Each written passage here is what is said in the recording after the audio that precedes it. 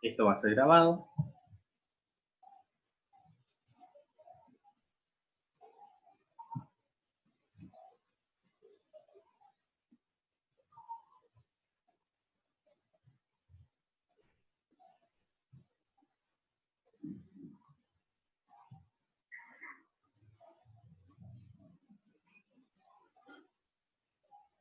Bueno, habíamos hablado algo sobre el modelo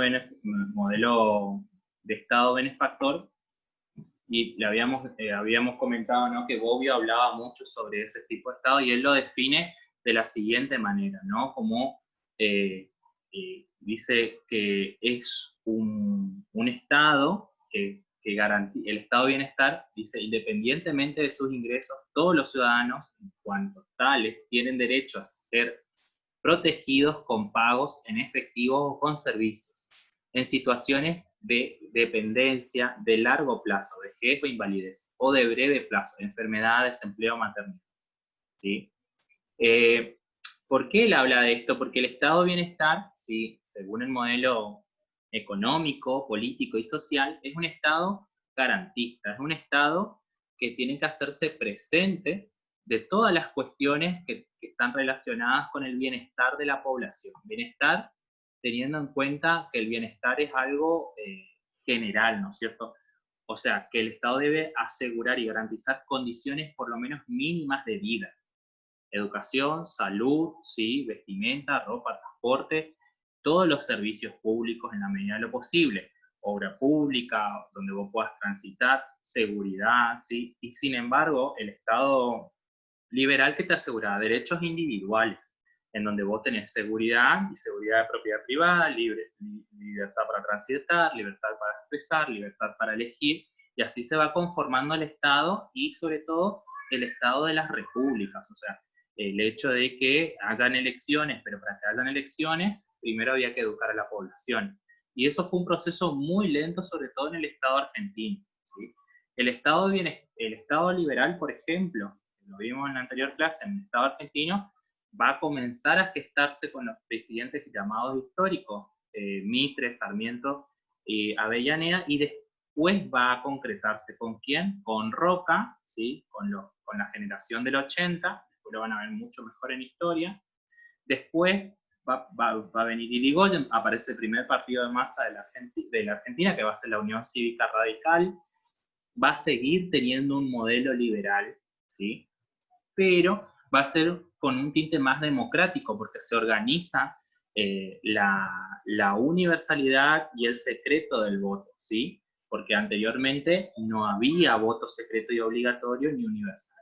Universal entre comillas, ¿por qué? Porque las mujeres no votaban hasta que llega el modelo de Estado benefactor, que entiende que la mujer ocupa un lugar determinado dentro de la política, dentro de la sociedad, y que debe también participar de la política.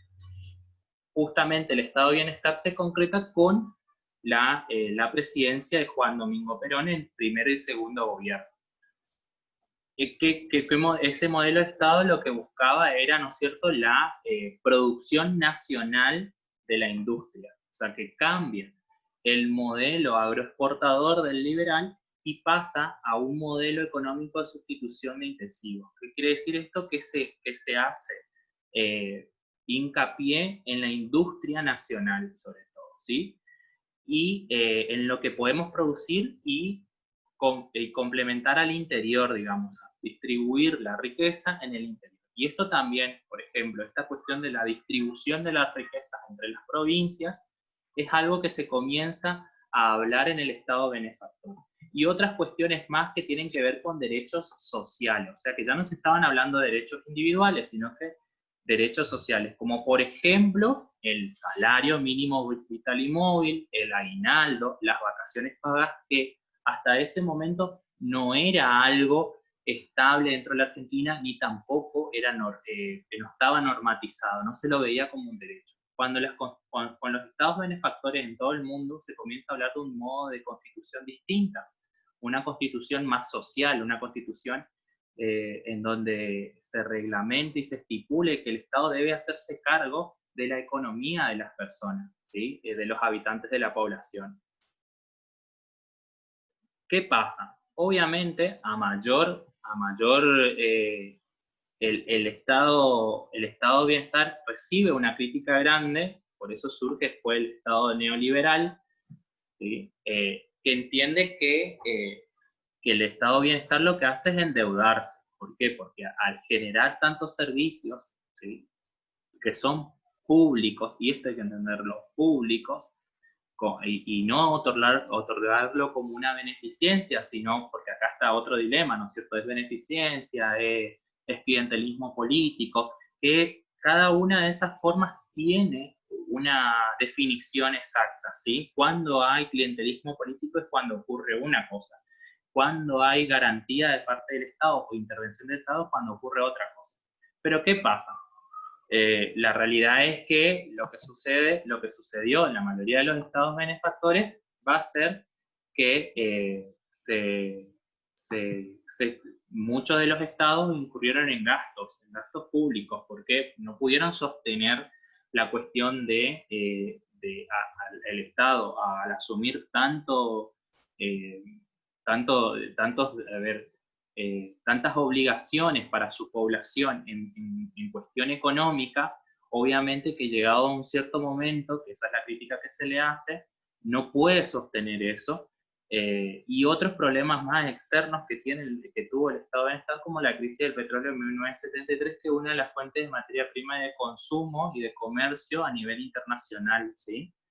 Esto también, digamos, está relacionado lo económico con lo político. ¿Por qué? Porque durante todo el Estado liberal, las grandes empresas, acuérdense, capitalismo y Estado, ¿no?, nacen de la mano. Entonces, las empresas, o los empresarios, o esos burgueses que comenzaron a surgir a partir del el Estado liberal, tienen cierto patrimonio que es privado, y se hacían cargo de lo que es el mercado. Ahora, con el Estado de Bienestar, como el Estado de Bienestar tiene una política interventora o de estatización, nacionalización de los servicios públicos, entonces entiende de que debe sí o sí hacerse cargo de esto, y le interviene en cuestiones privadas. Esto ya les genera a un sector de la sociedad, como dice Oxlack, ¿no?, uno de esos jugadores, uno de ese sector, va a ponerse en contra también de este Estado,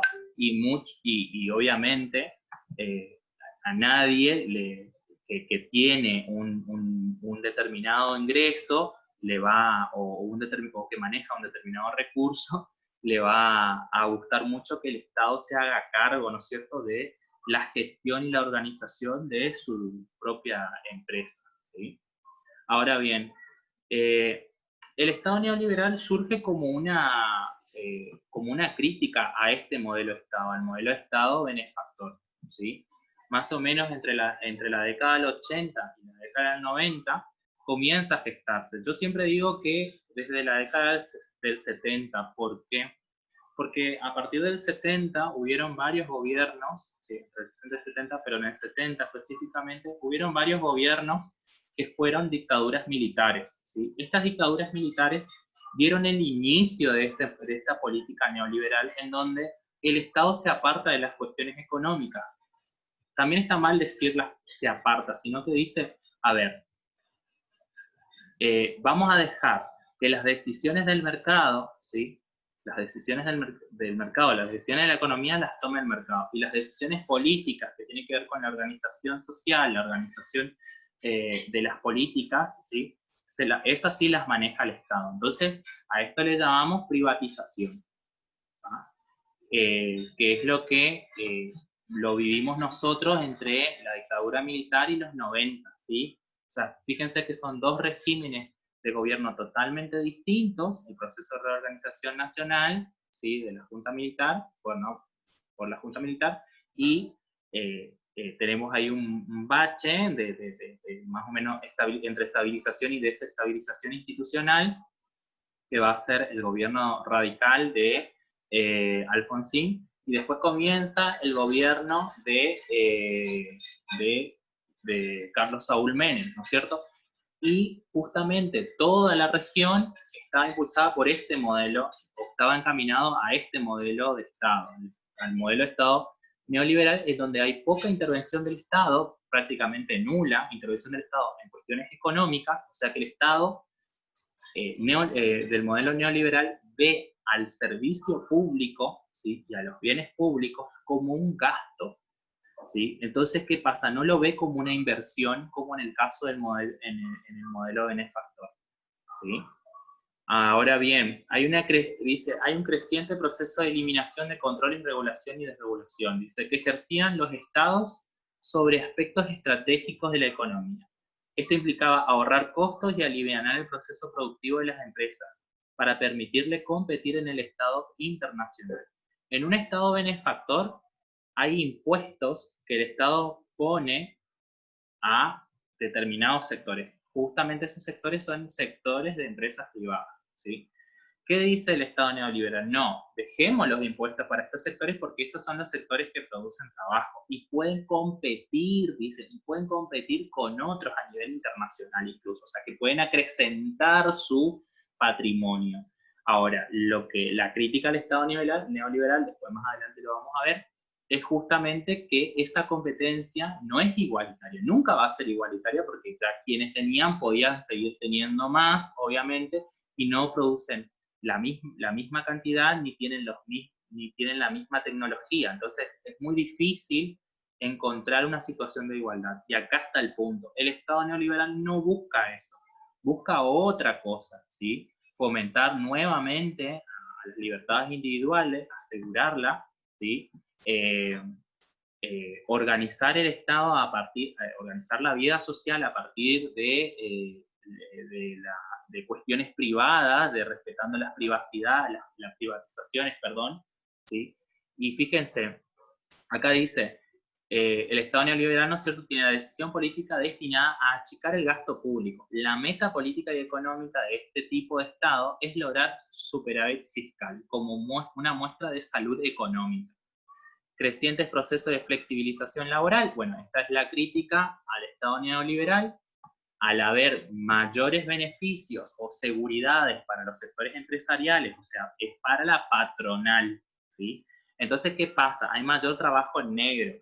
Es lo que se llamó la flexibilización laboral, trabajo en negro, ¿sí? Y lo que se busca es tender a minimizar los costos de contratación que tienen las empresas. O sea, si vos vas a contratar a determinada cantidad de personas y los tenés en negro, te sale mucho más barato que tenerlos en blanco, ¿sí? Entonces, esto también causó muchos problemas en relación a los derechos sociales de los trabajadores que son la base social del Estado de benefactor, ¿sí? Otro rato se me va a cortar, tengo tiempo todavía.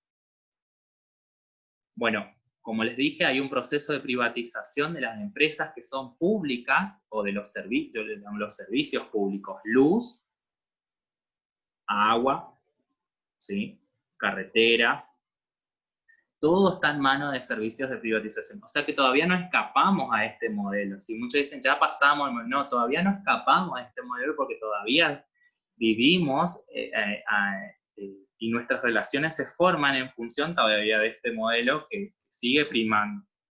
Más allá de que se hayan cambiado un montón de otras situaciones, todavía tenemos las secuelas de las privatizaciones de los servicios públicos, ¿a dónde te vas a reclamar? El Estado no se hace garante totalmente de todo, y en algunas cuestiones sí, y cuando ha levantado la cabeza para poder intervenir, han salido un montón de sectores en contra, ¿no es cierto?